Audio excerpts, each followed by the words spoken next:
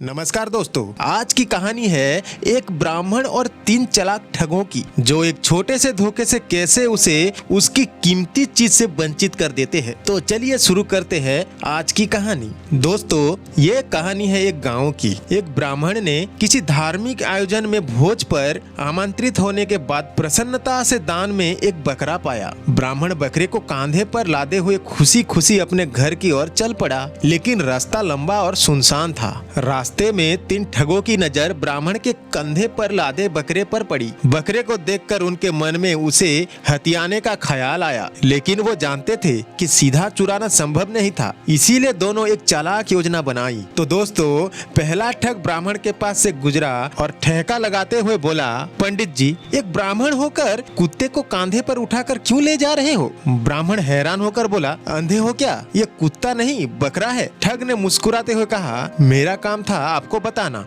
बाकी आपकी मर्जी। और वो वहाँ से चला गया। कुछ दूर चलने के बाद ब्राह्मण को दूसरा ठग मिला। उसने भी उसी तरह कहा, पंडित जी, ऊंच कुल के लोग कुत्ते को कंधे पर उलाद कर नहीं ले जाते। ब्राह्मण ने उसे भी झिड़कता हुआ आगे बढ़ गया, पर अब उसके मन में थोड़ा सा शक आने लगा था। थोड़ी और दूर जाने के बाद तीसरा ठग रास्ते में मिला और बोला, पंडित जी, आखिर कुत्ते को अपने कांधे पर लादने का कारण क्या है? अब ब्राह्मण के मन में गंभीर शक पैदा हो गया। उसने सोचा कि क्या सचमुच यह बकरा नहीं बल्कि कुत्ता ही तो नहीं है। आखिरकार उसने बकरे को कांधे से उतार दिया और उसे वहीं छोड़कर घर की ओर बढ़ गया। जैसे ही ब्राह्मण वहां से दूर गया, तीनों ठग वापस आ गए और बकरे को उठाकर अपनी योजना के मुताबिक उसका मांस पकाया और उसे खा गए। तो दोस्तों, इस कहानी से हमें यह सीख मिलती है कि कई बार जब झूठ को बार बार कई लोगों द्वारा बोला जाता है तो वह सच जैसा लगने लगता है। हमें कभी भी बहकावे में नहीं आना चाहिए और अपने विवेक पर विश्वास करना चाहिए। कभी कभी कई लोग के कहने पर भी चीजें वैसी नहीं होती जैसे वे प्रतीत होती है। तो दोस्तों,